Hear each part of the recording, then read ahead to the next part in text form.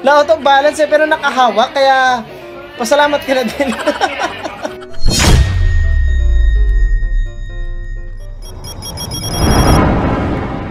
Capri ka pero non-smoker ka.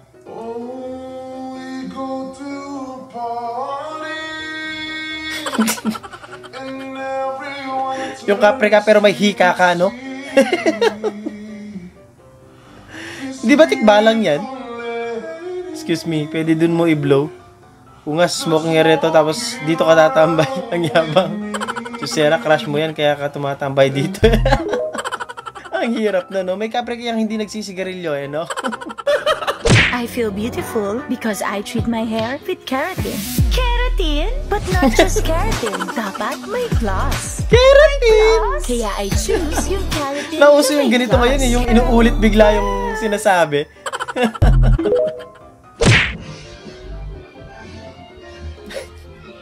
Spotlight yan, di ba? Ginawang ano eh, yung parang sa... basta yung sa mga stage yung may ikot na ilaw. Manual eh, no? Gusto ko lang naman mag-magic. Ano yan? Eh, yung mga ano yan, yung nagiging bulaklak. Hindi, wag mo yan pa.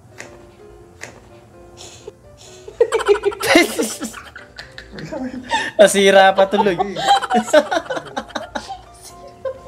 Ang gulit. Wag mo yan. Nakita nga.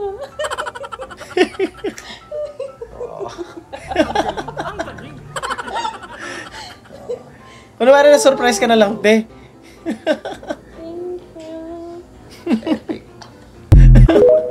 Ang kulit nun. Sinubukan ko siyang gulating kaso nakita pala niya akong nagtatago. Nandiyo sa pinto. Hindi nakita ko pa doon si Reda yung camera. Yun lang. Kasi ito ko na lang camera. Tignan mo. Kasi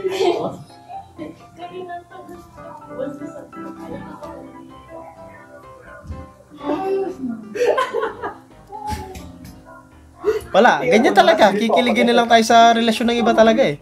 Ito lang talaga yung ambag natin dito eh. Hindi ako prank. kawawa na. Kawawa. O sige, maraming salamat sa relasyon nyo.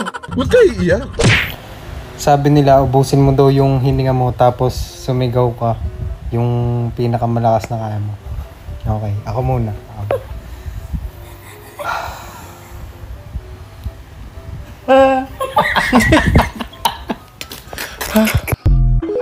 Ang hirap nga eh, no? Ginawa ito ng tunay na salarin para lituhin tayo. Pinalabas ng Minsan talaga hindi mo maiiwasan yung ganyan. Makakaantok, aantokin ka talaga pag nasa trabaho ka eh, no? Si Candy at nagpaputok siya ng ilang beses para paglaruan tayo. Call center po si ate, kaya sa malamang-lamang puya talaga ito palagi. Siya ng paraan para isipin nating nag-suicide si Candy nang wala na siya bumabawi ng antok eh, no? Hinayaan niya ring isipin natin. Wala na talaga, bagsak na talaga siya, no? Ay isang tao ayun, nagising siya. Nang sa ganon,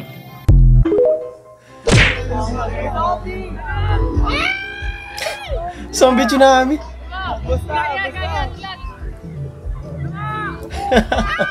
Akala nila nagbibideo ka, nagchuchombi. Zombie tsunami ka pala. Hanggang ngayon, nilalaro ko pa to eh. Ang tagal na itong game na to eh.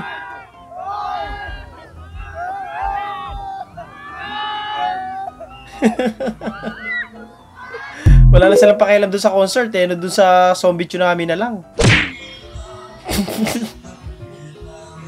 Yung nakadiskarte ka ng chick sa inuman, tapos biglang sumabay umihi sa'yo.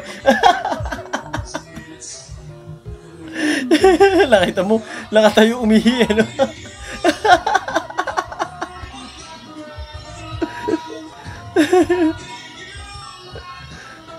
Kinilig pa nga.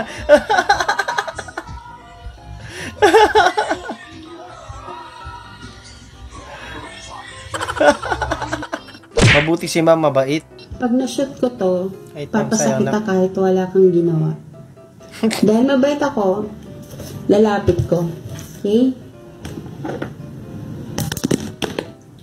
Ay, sayang. Sayang talaga. Better luck next time na lang. Sunod, POV, isa kang tae.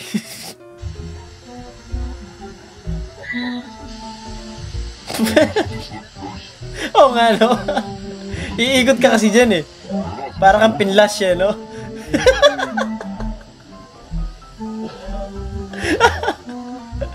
At least alam mo lang anong pakaramdam ng tae pag pinaplas sa inodoro. Namamalik mata ata ako, si Derek Ramsey yata itong nasakyan ko. Ay, oo nga, kakawig nga. Yung mata tsaka ilong, oh. Oh, kakawig nga. Lalo na yung mata, no? Actions can young Nilaro, people take to contribute to resolving the Philippine-China territorial disputes in the West Philippine Sea? Once again, the question is, what actions can young people take to contribute to resolving the West Philippine Sea, Philippines and China territorial disputes in the West Philippines? Pwede po pa-translate din ng Tagalog. Di, okay lang yan. Mas para mas maintindihan, di ba? Translate natin para sa... Okay? So, ang question mo is, bilang mga kabataan, ano yung mako-contribute natin sa ganitong issue tulad ng sa Philippines and China sa mga pagtatalo sa mga teritoryo tulad ng sa West Philippine Sea? Isa pa. Okay lang yan kasi nakakakaba talaga yung ganyan, di ba? Bilang kabataan at ikaw mismo na bilang kabataan, anong mako-contribute mo or ng mga kabataan sa pagresolba ng mga away katulad ng sa mga gap ng mga Philippines at ng China katulad ng sa mga West Philippine Sea? Siguro po ang itutulong o iaambag ko po sa away nila, ano?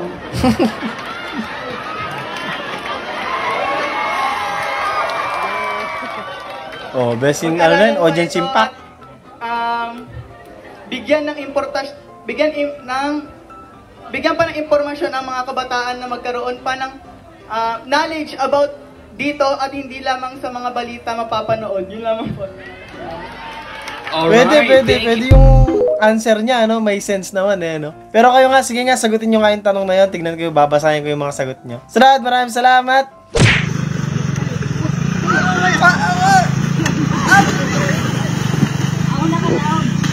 Minarinate yung motor. Yung pauwi ka na lang. Hindi mo pa magagamit yung motor mo.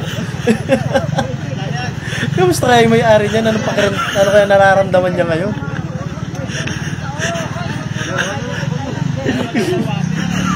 Sakit siguro ulo nung may-ari niya habang nakikita niya lumubog yung motor niya, no?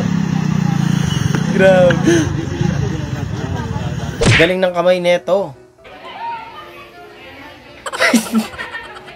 Na-out of balance eh, pero nakahawak, kaya pasalamat ka na din. Hindi siya natumba. Babe, labas ako maya kasama mga tropa.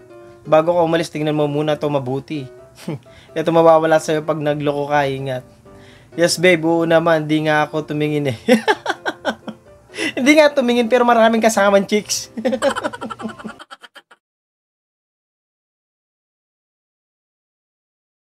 Doon natatapos ang video natin para sa araw na to. Maraming salamat sa panonood at hope talagang enjoy guys. Huwag niyo kalimutan mag-like, share, and subscribe. At kita-kita sa susunod na video.